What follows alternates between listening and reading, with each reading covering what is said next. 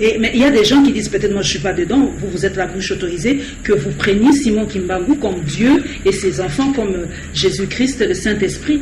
C'est peut-être ça qui choque. Je ne comprends pas maintenant, c'est comme s'il y a deux questions à la fois. Est-ce que c'est accepter Jésus-Christ comme Seigneur et Sauveur? Là, le dogme, vous l'acceptez. C'est ça le principe. Le principe est que... Mais il y a des gens qui disent que non, vous prenez par exemple, excusez-moi, mais on est là pour avoir les précisions, que vous prenez par exemple Kisolo Kele comme Jésus-Christ, Diangenda comme le Saint-Esprit, et l'autre fils comme... donc les trois entités, vous les avez personnifiées en ces trois fils. Kambonako, excusez-moi, si vous découvrez un homosexuel, comment est-ce que vous faites? Est-ce que vous le chassez? Est-ce que vous le mettez en pâture? Vous le livrez en public? Comment est-ce que vous gérez ça s'il y a des cas d'homosexuels dans l'église kimbanguiste?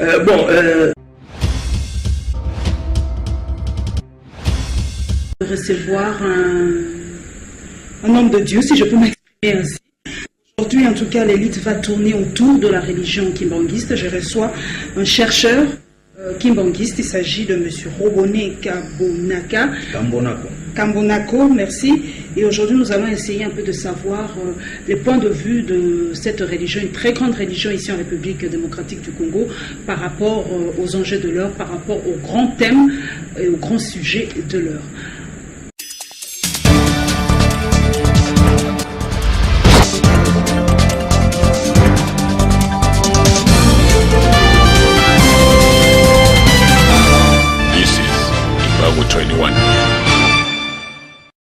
Recevoir un homme de Dieu, si je peux m'exprimer ainsi.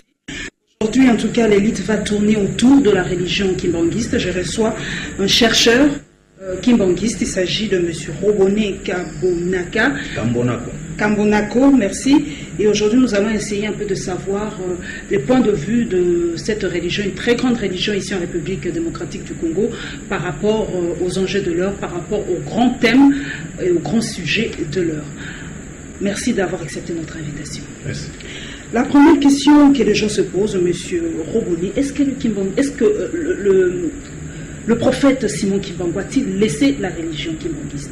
Ou c'est une invention de ses prédécesseurs? Honnêtement parlant, madame, l'histoire du kimbanguisme, c'est une histoire très récente. Nous l'apprenons par des personnes qui ont vécu de leur propre existence le kimbanguisme.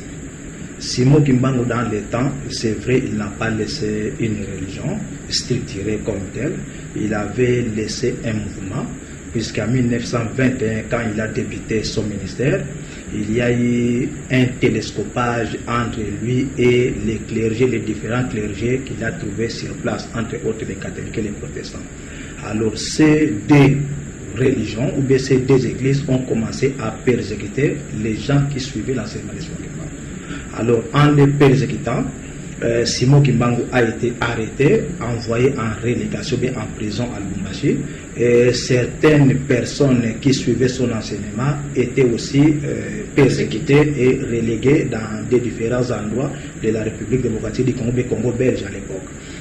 Alors les catholiques et les protestants qui étaient des églises, déjà des églises qui ont pris place au sein du pays, ne voulaient pas que les gens parlent de Simon Kimbangu dans leurs églises. Alors quand un pasteur ou bien un prêtre kimbanguiste entend parler de Simon Kimbangu par un de ses fidèles, les fidèles est exclu. Alors il y a eu vraiment une véritable chasse à l'homme qui commençait à s'opérer. Alors les gens commençaient au fur et à mesure, petit à petit, à se regrouper pour quand même glorifier et rendre culte à leur Seigneur. Alors en se réunissant vers des années 48-49, les gens ont dit que non, il serait mieux que de contrôler et de canaliser quand même les personnes qui suivent cette foi. C'est ainsi qu'en 1952 qu'a commencé un véritable système mis en place pour l'encadrement des fidèles, initié par les trois fils de Papa Simon Kimbangu, Papa Kisoro Kelukelo, Papa de Longa et Papa Diangena Kuntima. vers 1956, ils ont réussi à obtenir la tolérance religieuse et en 1956, 59, la personnalité civile. Et l'église qui m'a le mouvement Kimbanguiste a pris naissance en tant qu'une église structurée. C'était en 1956. En 1959. À partir de 1956 qu'ils ont reçu d'abord la tolérance. Donc les Belges ont accepté de voir des gens prier Simon Kimbangu dans leur foi sans toutefois être vraiment une structure juridiquement stable. Ce n'est qu'en 1959 que le mouvement s'est transformé en une église reconnue par le gouvernement de... Quel est l'enseignement principal de Simon Kimbangu? Bon, Simon Kimbangu, comment, si vous pouvez résumer un peu, qu'est-ce qu'il disait? Quel est son enseignement? Bon, Simon Kimbangu, pour comprendre beaucoup plus son enseignement, il faut aller beaucoup plus loin dans l'environnement. C'est-à-dire, pour comprendre l'enseignement de Simon Kimbangu, il faut tenir compte de l'environnement socio-culturel, même l'environnement religieux qu'il a trouvé. Quand Simon Kimbangu a débuté son ministère, avant de cela, l'homme noir a connu une persécution la plus atroce du monde, c'est-à-dire en commençant par l'esclavage et la colonisation. Alors, la population de l'époque se sentait comme si une population sans Dieu, puisque les Noirs étaient considérés beaucoup plus comme des objets que des personnes humaines. Les gens mettaient en doute l'existence d'un Dieu. Il y a certaines personnes qui reprochaient même à leurs frères qui priaient une religion, paraît-il, importée.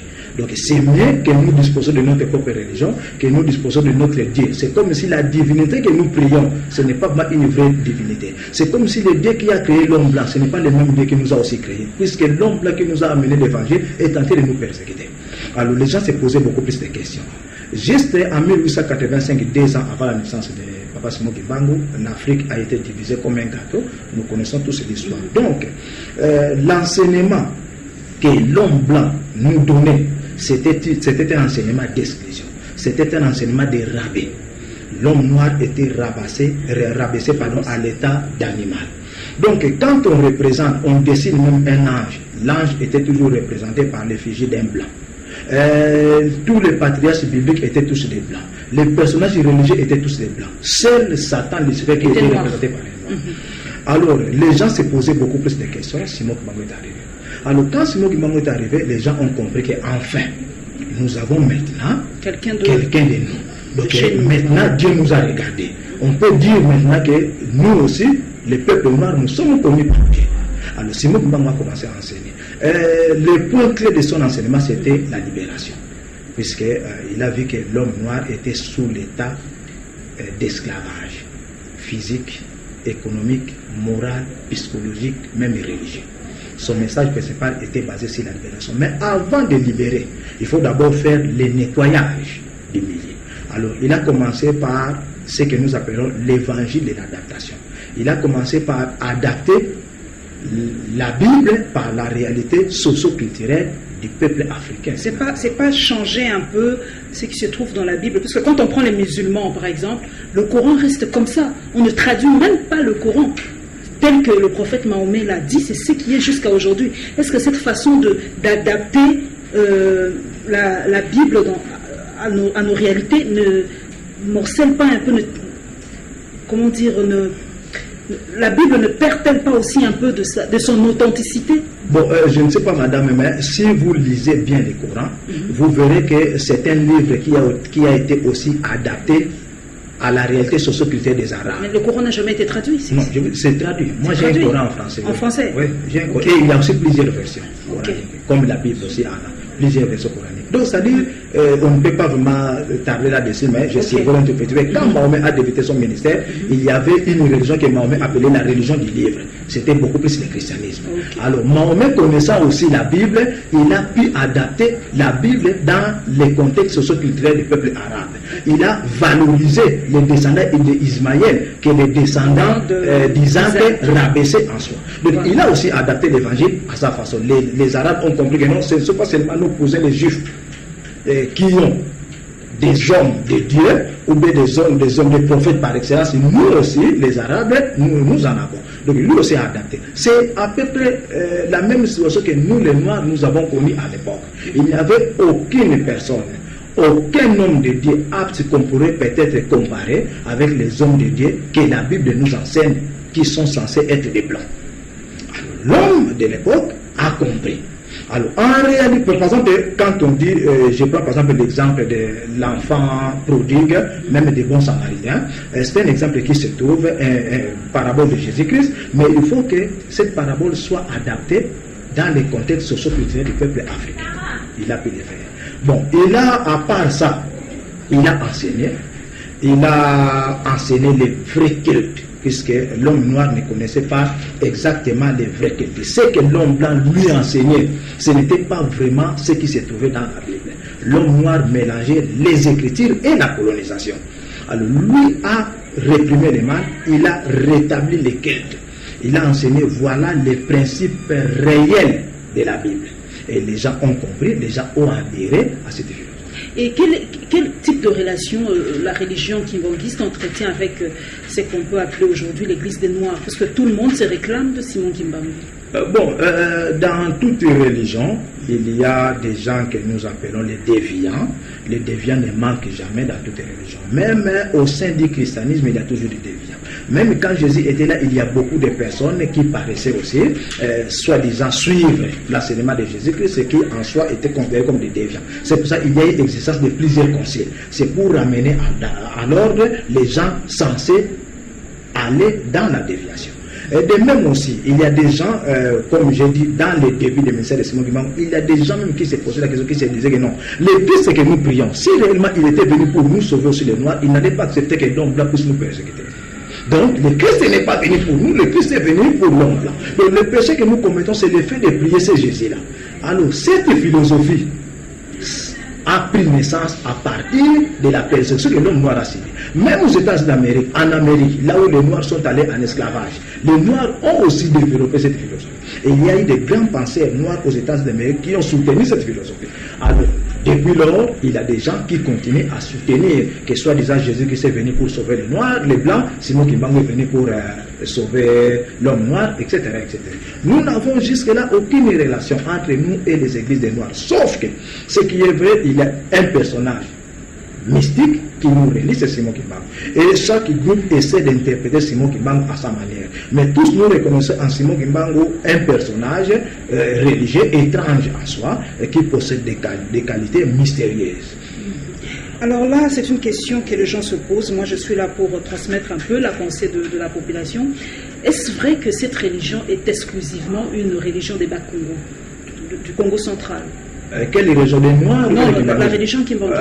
C'est réservé aux... Non. La majeure partie des kimbanguistes sont des Congos. Non, à nos jours, cette question en soi n'est plus d'actualité. Okay. Puisque vous, je ne sais pas, mais je crois que vous êtes congolaise. Et si vous analysez bien dans votre localité d'origine, vous trouvez peut-être une paroisse kimbanguiste aussi. Je ne sais pas, mais personne ne peut me qui peut me dire aujourd'hui que non, moi, dans ma province d'origine, il n'y a pas une paroisse kimbanguiste. Donc la religion kimbanguiste est implantée partout. C'est partout. Même si l'église kimbanguiste existe au Congo-Brazza, existe en Angola, existe en Zambie, et pourquoi pas dans toutes les provinces de la République démocratique du Congo.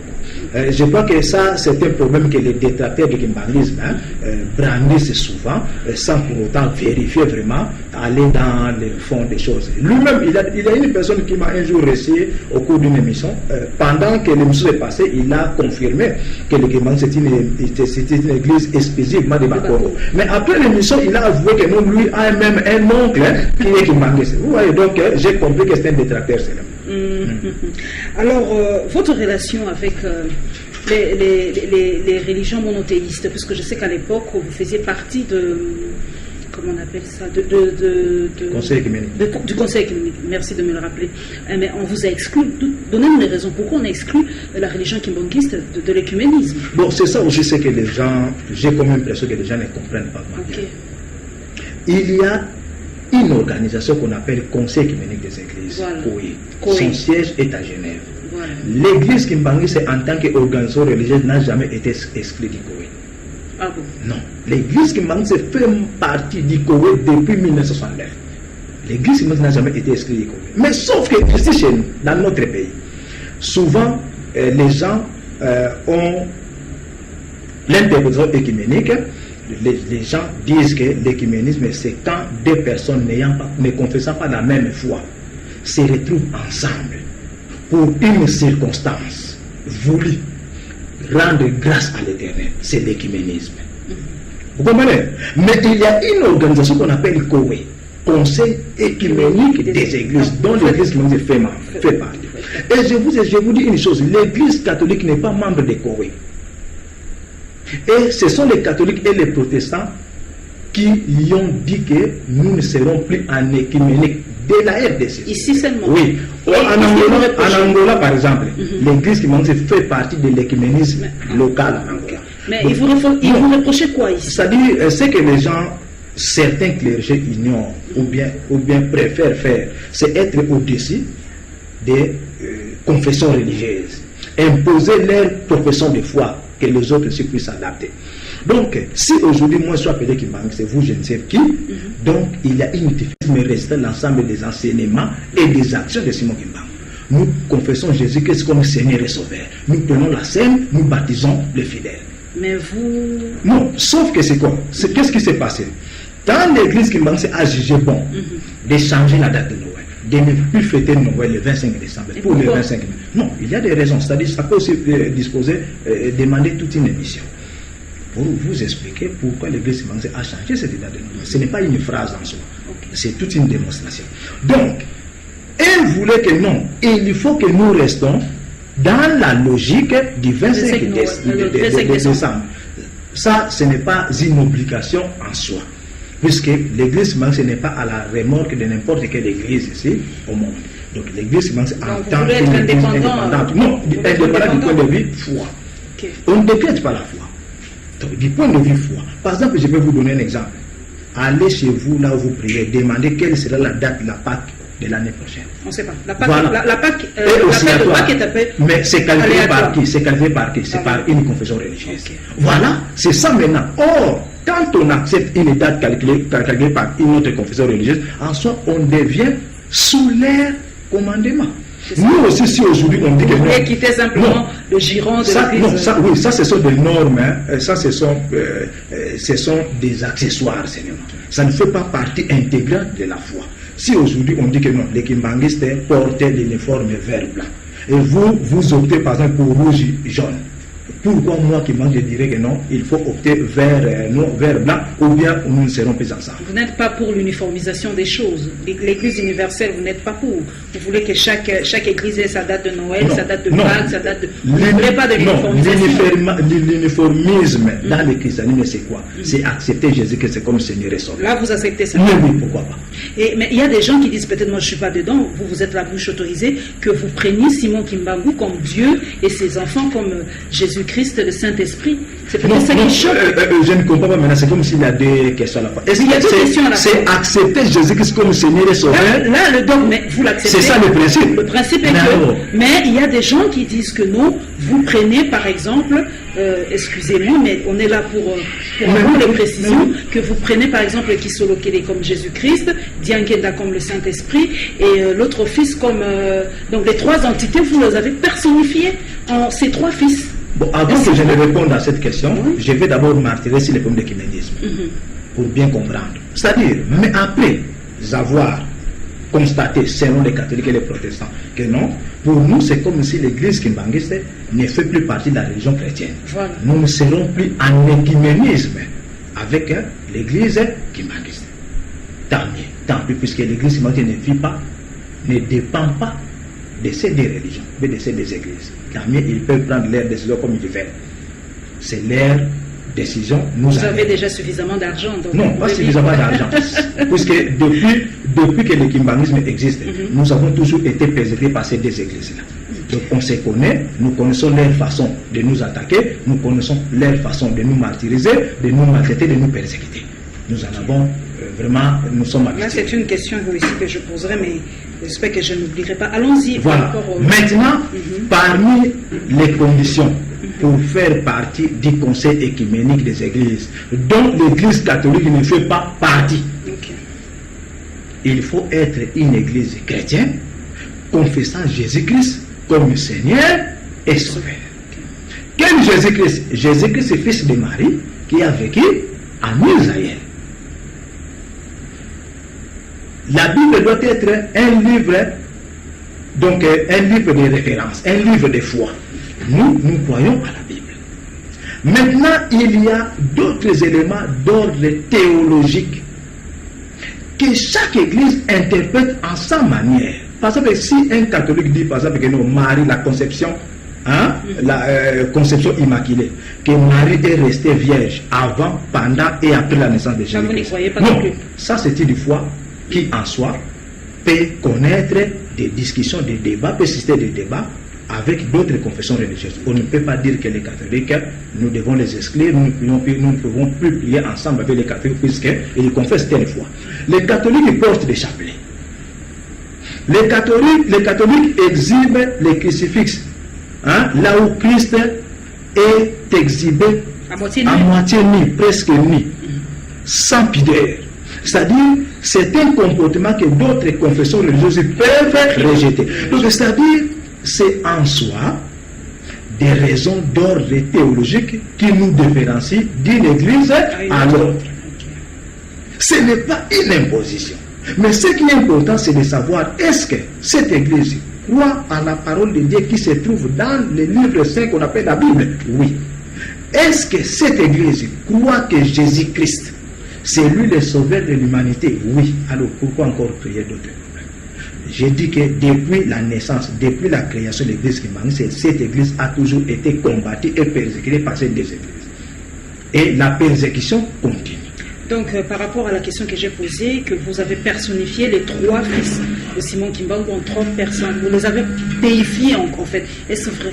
Bon, vous avez déifié, ils sont devenus des dieux africains, des dieux noirs? Non, il n'y a pas un problème de dieux noirs, mais c'est un problème de théologie kimbanguiste. C'est-à-dire, si vous voulez qu'on puisse venir vous expliquer la théologie kimbanguiste, là maintenant on commence à apprendre à une personne c'est quoi le kimbanguisme. Que dit la théologie kimbanguiste? Vous comprenez? Et en quoi symbolise ces trois fils de Simon Kimbangu, qui sont le Dialoumana et Dialoumana? Vous comprenez? Ça c'est dans la théologie qui n'a rien à voir en soi avec n'importe quelle confession religieuse. Mais ce qui est important, c'est le point commun. Dans une, c'est par exemple ça pourrait être appelé chaîne de télévision. Il y a des normes. Mais si aujourd'hui vous dites que non, chez nous, nous avons un PDG. Une autre chaîne dit que non, ici nous avons un DG. Est-ce qu'on dirait que non? Pour vous, ce sont des points tout à fait secondaires qui ne... Non, en soi, c'est ça ce qui nous différencie. Votre liberté. Mais oui, c'est ça ce qui différencie une église à une autre. À une autre. Alors, il y a un autre point que les gens pensent aussi, que l'église kimbanguiste est en accointance avec le pouvoir, toujours en accointance avec le pouvoir, depuis 1960, que vous soutenez chaque fois le régime en place. Bon, ce qui m'étonne personnellement, c'est que les chrétiens parfois se vantent pour rien. Mais dans la Bible, on nous enseigne de respecter l'autorité. Okay. Ce n'est pas l'église kimbanguiste qui institue une autorité dans notre pays. Au contraire, la plupart des autorités de notre pays sont à tendance catholique. L'actuel chef de l'État, il s'est marié où? Qui a célébré son mariage? Entre nous et les catholiques qui sont vraiment réellement dans les bains de la politique. Dites, depuis l'indépendance jusqu'à ce jour, il y a eu combien de kimbanguistes présidents, premier ministre et ministres? Depuis l'indépendance jusqu'à ce jour, nous n'avons connu que 4 kimbanguistes comme ministres.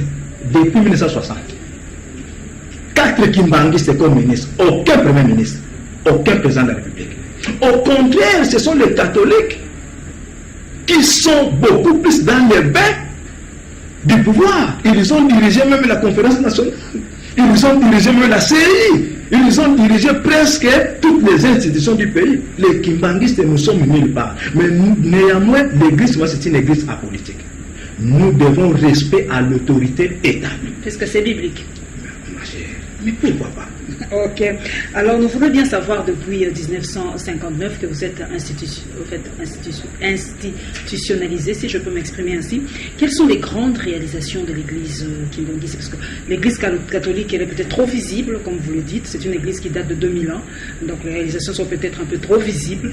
Alors, pour vous, depuis 1960, quelles sont vos réalisations ici, en République démocratique du Congo? Qu'est-ce que l'église kimbanguiste a fait de pratique? Parce qu'il y a des gens qui disent que c'est bien vrai de s'occuper de l'âme, de sauver l'âme, mais le corps est là. Parce qu'il y a des écoles, il y a des hôpitaux, il y a Qu'est-ce que l'Église catholique a fait pour contribuer pour le pays? Bon, du point de vue économique, nous contribuons quand même. Nous avons des écoles presque dans toutes les communes et dans toutes les provinces du pays. Nous avons des écoles, nous avons une université, nous avons des chaînes de télévision, nous avons des hôpitaux, nous avons des dispensaires, nous avons des centres agricoles.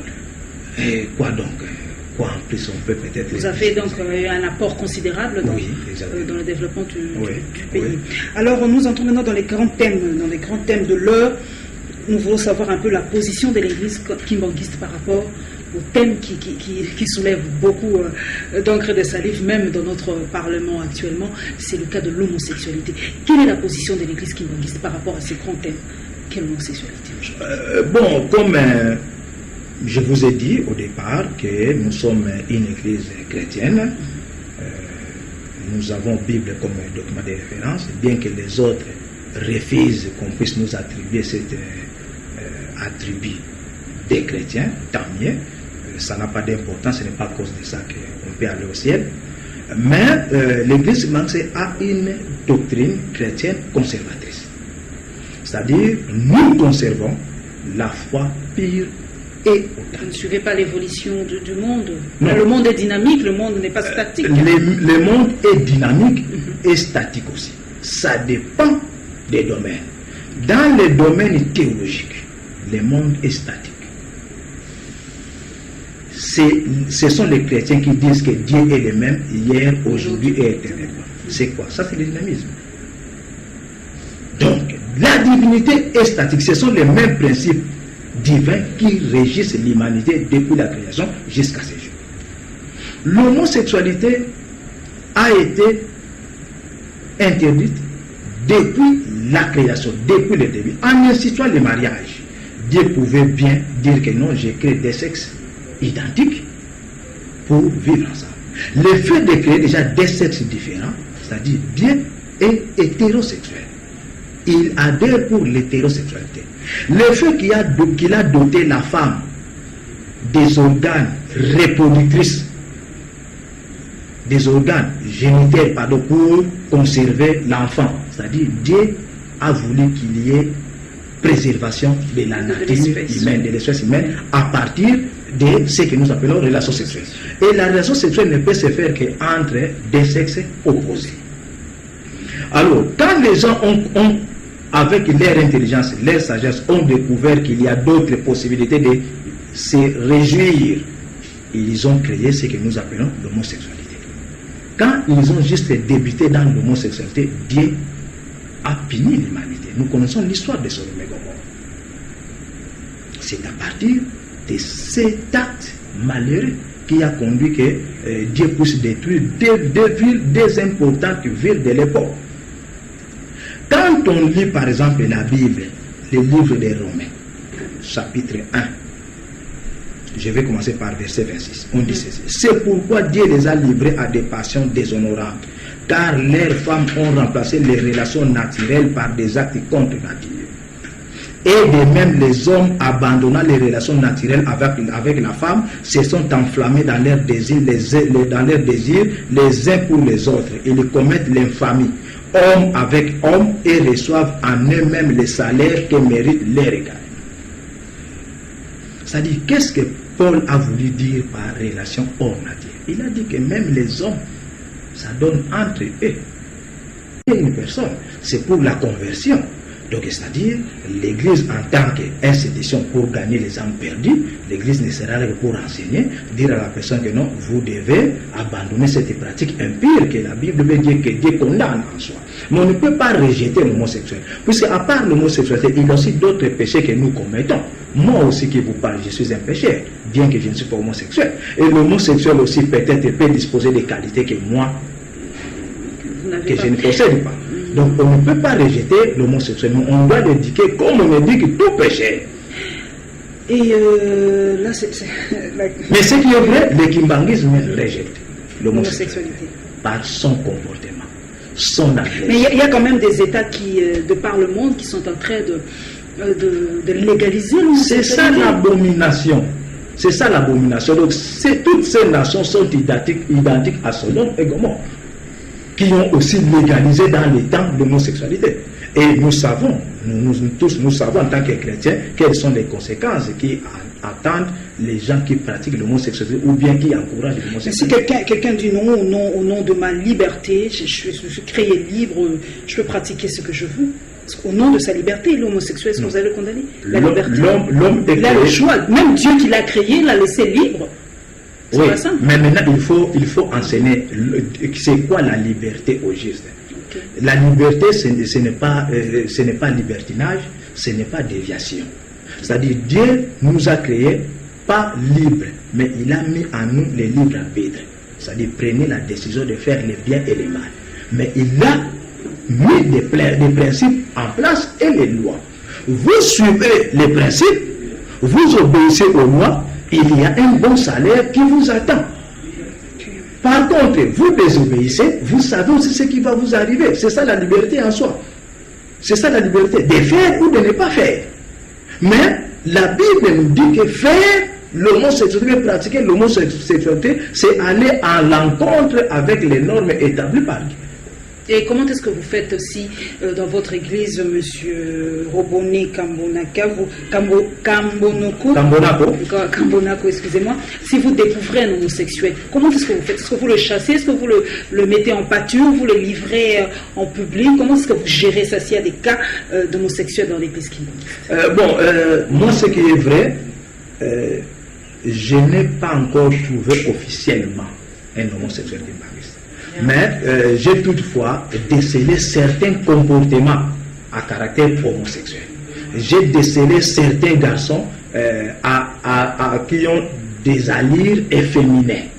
Hein? Ou bien certaines femmes qui ont cette tendance-là de carinage, et ainsi de suite, qui en soi constitue comme un début de l'homosexualité. Qu'est-ce qu'on fait? On enseigne. C'est comme si on attrape un voleur, c'est comme si on attrape une personne qui fait des relations sexuelles dans le cadre hétérosexuel. Le faire avant ou bien en dehors des mariages, c'est quand même aussi une infraction. On enseigne que non, ce que vous faites là, la Bible condamne ça. Les condamne, voilà c'est comment vous devez vous comporter en tant que chrétien. On fait ça surtout la fois que Et un autre grand thème du monde moderne, c'est la contraception. Quelle est la position de l'église kimbangiste par rapport à ça? Bon, le kimbangisme en soi rejette aussi la contraception. Donc pour vous, la femme est une pondeuse, elle est là pour pondre chaque année, il n'y a pas de contraception? Bon, pas nécessairement, je ne sais pas si vous pouvez connaître les débuts de l'histoire de la contraception. Ça ne date pas d'Adam et Ève, mais les gens ne mettaient pas au monde des enfants comme nous les mettons actuellement.